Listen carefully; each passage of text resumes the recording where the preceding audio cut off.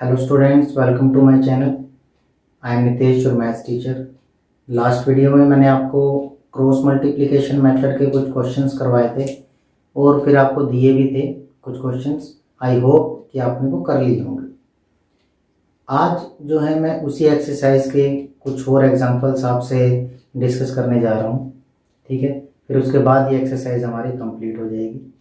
तो इसका जो एग्जांपल है, अब हमें क्या दिया हुआ है, for which value of p does the pair of the equations has unique solution.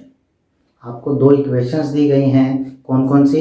ये जो इक्वेशंस है 4x plus p y plus 8 and 2x plus 2y plus 2 is equal to 0। ये दो इक्वेशंस हैं और आपको क्या करना है, ये बताना है कि p की वैल्यू क्या होगी जब यहाँ यूनिक सॉल्यूशन होंगे, ठीक है। तो इसके लिए आपको क्या करना है, मैंने आपको चैप्टर के स्टार्टिंग में ही बताया था। तीन चीज़ें मैंने आपको बताई थी जब जनरल इक्वेशन लिखी थी। a1x plus b1y plus c1 is equal to 0, a2x plus b2y plus c2 is equal to 0। ये जो दोनों इक्वेशंस थी, तो मैंने आपको बताया था कि जब a1 upon a2 is not equal to b1 upon b2, तब हमारा सिर्फ वन सॉल्यूशन होता था, यानी कि यूनिक सॉल्यूशन होता था, ठीक है। इसके बाद एक और बताया था मैंने आपको, अगर ये दोनों इक्वल आ जाते हैं तो हम जाएंगे तीसरे वाले के ऊपर, c1 अपॉन c2। और अगर c1 अपॉन c2 वहाँ इक्वल नहीं आते हैं तो उसका कोई भी सॉल्यूशन नहीं होगा, ठीक है। और तीसरा था a1 upon a2 is equal to b1 upon b2, check किया, वो दोनों इक्वल आ गए। फिर हम तीसरे की तरफ बढ़े तो वो भी इक्वल आ गए, तो वहाँ पर हमारे इनफाइनाइट सॉल्यूशन होते थे, ठीक है। ध्यान रखना है आपको ये। अब हमसे पूछा यूनिक सॉल्यूशन, तो हम किस बेस के ऊपर चलेंगे? इस बेस के ऊपर, ठीक है। तो हम क्या लिखेंगे सॉल्यूशन में?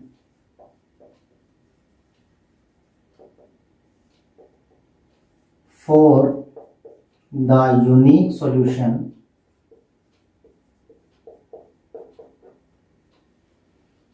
a1 upon a2 is equal not equal to b1 upon b2, ये होना चाहिए। अब मैं a1 की क्या वैल्यू है 4, b1 की a2 की 2, नॉट इक्वल टू b1 की क्या वैल्यू है p और b2 की 2। तो ये क्या आ जाएगा आपका 2 2 ज़ा 4, 2 की cross multiply, p is not equal to 4, ठीक है। अब यहाँ आ गया नॉट इक्वल टू। अब ये नॉट इक्वल टू आ गया, इसका मतलब क्या है, p की वैल्यू 4 नहीं होनी चाहिए, उसके अलावा कोई भी वैल्यू होगी तो इस इक्वेशन के क्या होंगे? Only unique solution. तो हम नीचे लिख देंगे therefore p is not equal to 4 in this solution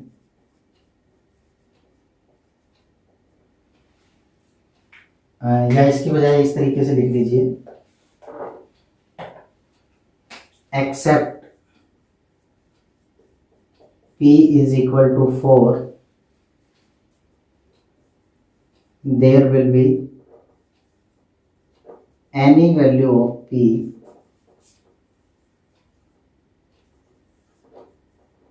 for unique solution,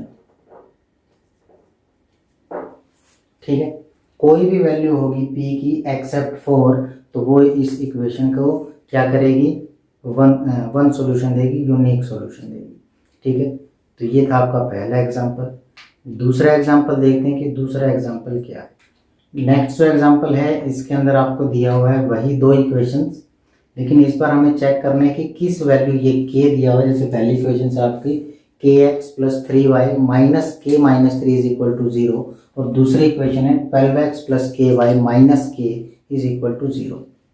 अब यहाँ पर किस वैल्यू k की क्या वैल्यू रखें, यहाँ पर हमें इनफाइनाइटली मैनी सॉल्यूशंस मिले, ठीक है। तो इनफाइनाइटली मैनी सॉल्यूशंस के लिए मैंने आपको क्या बताया था कि a1 upon a2 is equal to B1/B2 is equal to C1/C2।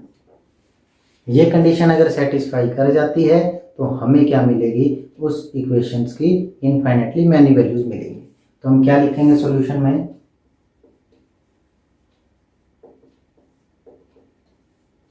For infinitely many solutions.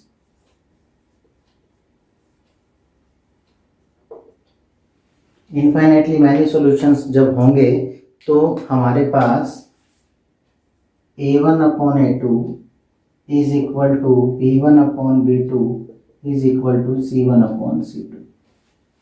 ठीक है, ये कंडीशन होगी। तो A1 की वैल्यू क्या है K, A2 की वैल्यू क्या है 12, B1 की वैल्यू 3, B2 की वैल्यू K, C1 की वैल्यू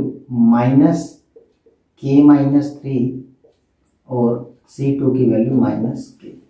ठीक है, अभी आपने जो क्रॉस मल्टीप्लिकेशन मेथड में हमने किया था, हमारी इसी तरीके से 3 इक्वेशन मिलते थे। तो हम एक बार इसको इक्वल रख देते थे, एक बार इसको इक्वल रख देंगे। तो वही कॉन्सेप्ट हमने यहाँ अपनाना है। तो सबसे पहले हम क्या करेंगे, now K/12 is equal to -K-3 -K। तो ये माइनस से माइनस कैंसिल। इसके बाद जब हम इसको मल्टीप्लाई करवाएंगे, K² 12K -36। ठीक है, तो यहाँ पर हमारी इक्वेशन आ जाएगी K² -12K + 36 is equal to 0। ठीक है, जब इसको आप सोल्व करोगे तो ये आएगा K-6 का whole square, K-6 is equal to 0, तो K इज इक्वल टू 6। ठीक है, तो इस तरीके से हमारी K की वैल्यू क्या आ गई 6। ये एक कंडीशन में है। अब हमें दूसरी कंडीशन लेनी है। दूसरी कंडीशन में अब इन दोनों को इक्वल रख लेता हूँ। इसके लिए मुझे क्या करना होगा,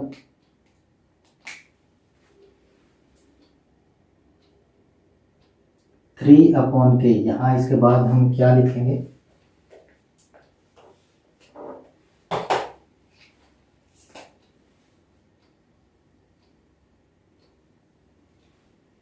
इसके बाद हम लिखेंगे नाउ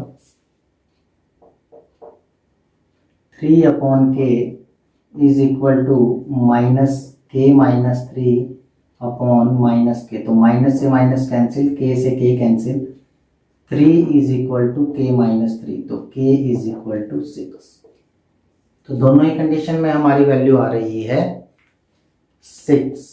ठीक है, तो हम क्या कर देंगे, लास्ट में लिखेंगे therefore for K is equal to 6, both equations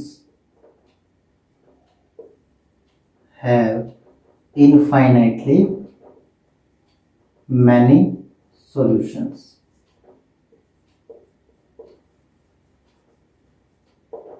ठीक है, तो दोनों से ही हमारी क्या वैल्यू आ रही है, हमारी 6 वैल्यू आ रही है। ठीक है, और आप अगर इन दोनों को भी रखोगे तो भी हमारी 6 ही वैल्यू आएगी। तो इस तरीके से आपको ये क्वेश्चंस करने हैं। अब इस वीडियो के लास्ट में मैं ये कंप्लीट आपको 3.5 दे रहा हूँ, ये आपको बड़े ध्यान से करनी है। और इन क्वेश्चंस में आपको कोई भी डाउट हो तो नीचे डिस्क्रिप्शन में मेरा नंबर है या कमेंट बॉक्स में भी आप बता सकते हैं। Thank you very much.